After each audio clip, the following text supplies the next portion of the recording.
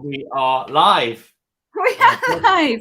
Hello. How are you doing, Bertie? Very well. You're going to have to talk, and I'm going to have to sort the Facebook thingy out. You keep talking. Say some words, Debbie. Say some words. I can say words. I think. Look, I have my branded piece of paper, so Bertie will be very happy with me about that. So today we are going to be talking about the wonderful world of Black Friday and Cyber Monday. I think we can throw that in, because isn't Cyber Monday like the following Monday? I think that's like... It is indeed. Towards the end of November. And so obviously this is an opportunity for businesses to offer discounts, but really, should we be offering discounts? Should we be doing the Black Friday thing? Should we be doing the Cyber Monday thing? I'm in two minds.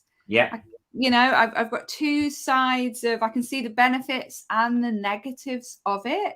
And I think it's really interesting, isn't it, this idea of whether we should discount our products and services in the first place. Because we're taught so much, aren't we? You sell your products based on the value, like think about the experience that you give customers, up your prices, charge what you're worth, all of that stuff. And then we come along here and it's like, offer discounts, take money away, and that kind of thing. So that it kind of...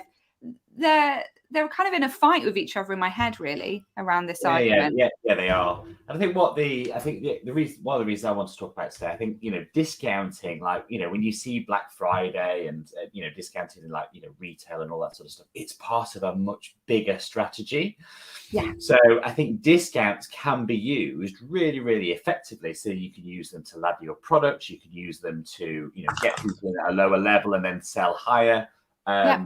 Types of services. But I think just discounting willy-nilly can be quite damaging to your business and quite dangerous, because you don't want to devalue something.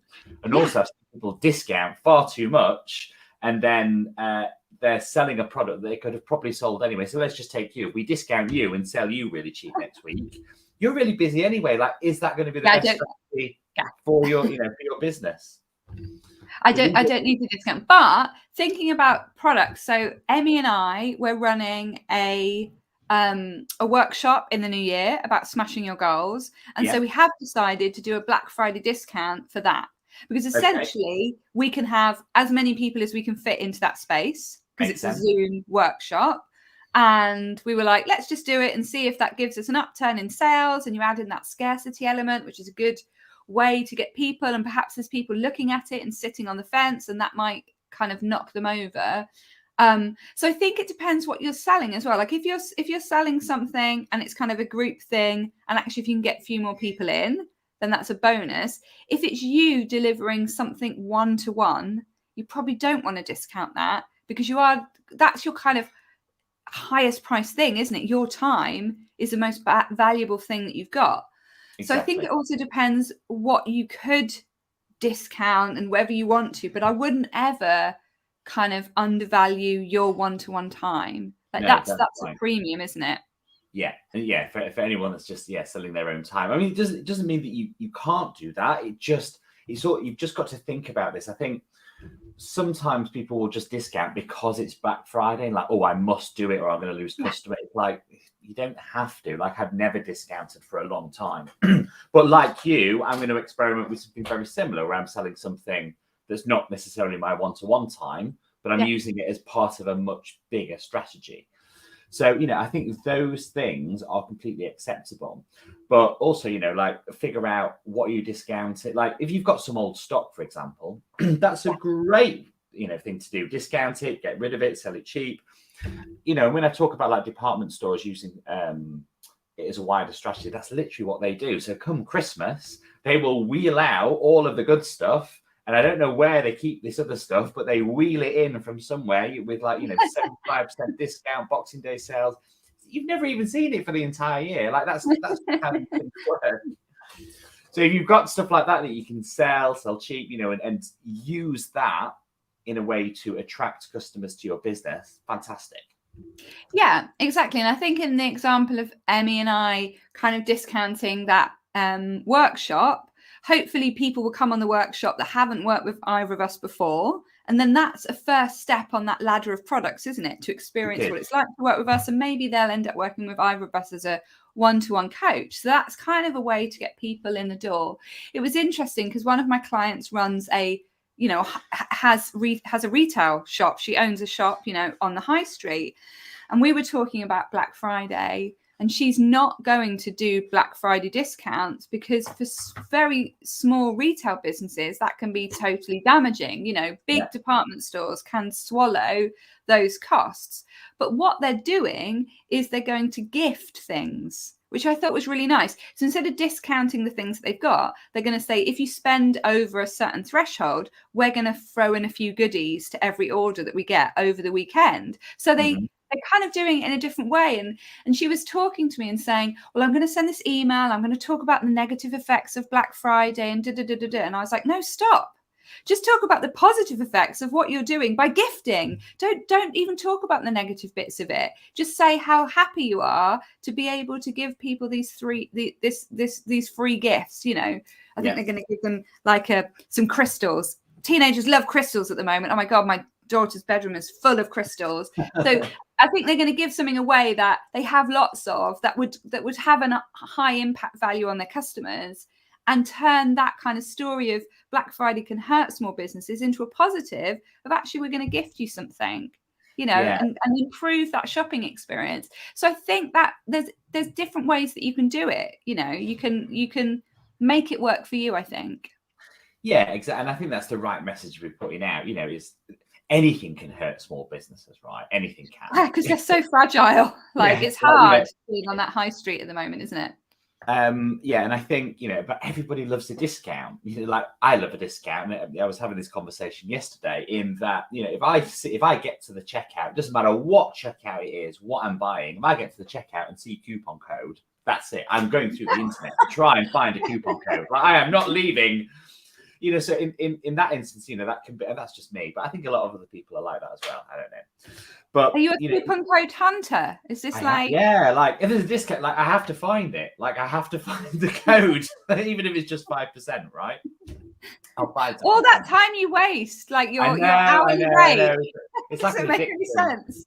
I must get £4 of this. Code. I'm gonna find it somewhere. I love it. Yeah, but everybody loves a discount, and maybe not everyone, wastes as much time and goes to those sorts of lengths as I do. But people love discounts, and I think making people feel bad for liking discounts is the wrong thing to do. Like they're everywhere, right? And I bought a tube of toothpaste yesterday for 10 quid. The only reason I bought it is because it was reduced from 20, and it's like, well, this is going to make my teeth nice and shiny and white. Okay, how long does it take till we see the results? Because we can all be the judge of how great this toothpaste is, and we'll be looking at those. Well, I'm at the dentist having my teeth sorted anyway today, so I don't know whether it will be the toothpaste. It's not a fair. I'm not having them all capped or anything. I'm just having them tweaked. Having that where you have them all gold at the front. Yeah, I don't think I should be talking about. Yeah, I've got to have my tooth changed. Okay. It's about ready to fall out, so I'm just going to have a gap where a tooth should be. Oh, I hate it when that happens. But £10 on toothpaste. I mean, they've had to make that 50% for you to not feel like you're crying. £20 for toothpaste. Yeah, so I think it's got some. Yeah, I'm hoping it's just like bleach, and it just makes them all nice and shiny again. Who knows? Who knows what will happen? Anyway, too much about toothpaste and less about. Anyway, so I bought toothpaste for £10 because it was discounted. So I do love a discount, and people do that. What was the last thing that you bought that was just because it was cheap?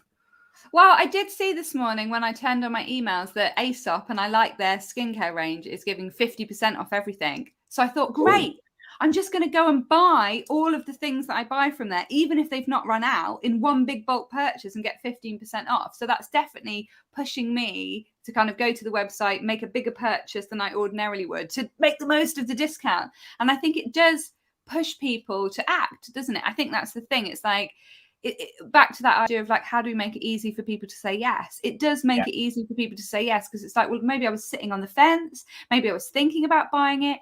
Actually, that thing's pushed me over. And I love a bargain as well. I've got a pair of boots I want, and I just keep refreshing the web browser page, thinking at some point they're going to be a discount on these boots, and I'm going to buy it straight away.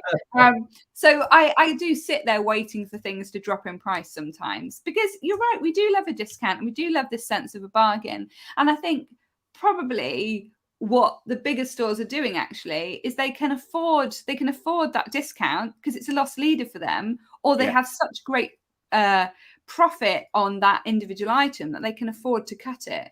Like, what you don't want to do is get to the point where you're discounting things and then essentially you're not making any profit.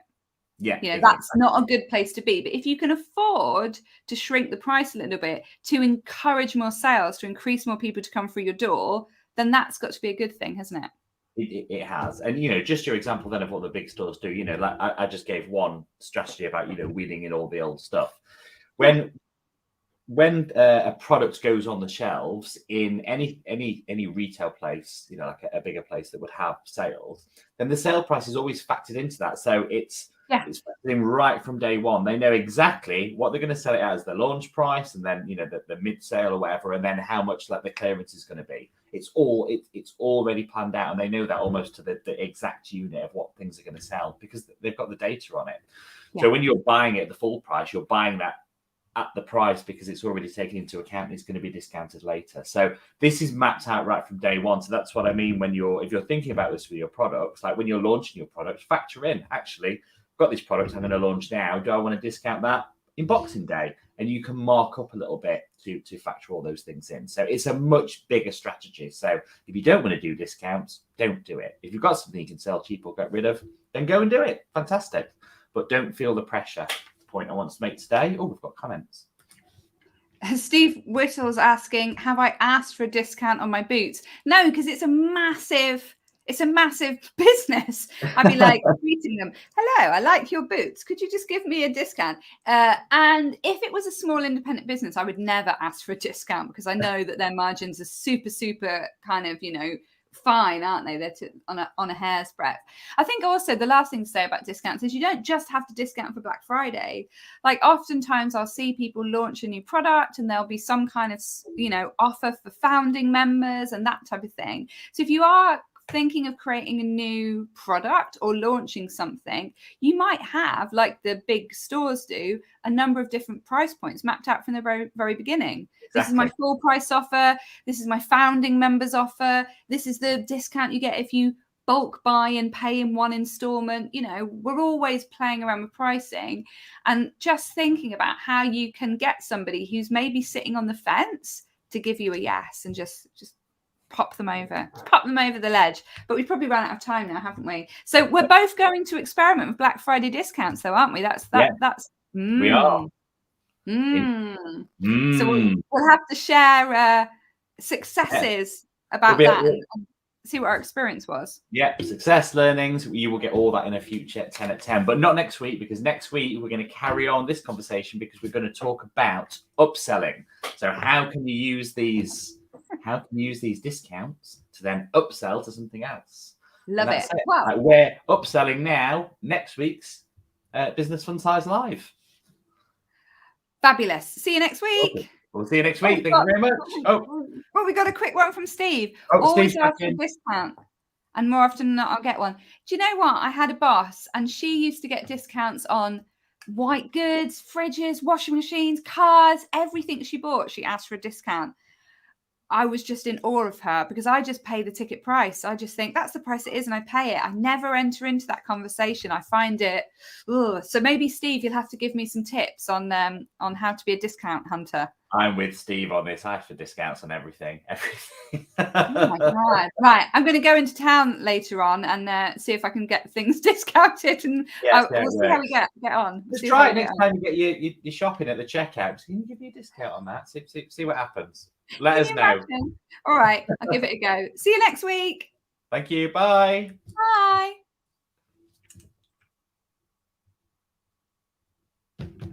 Still waiting.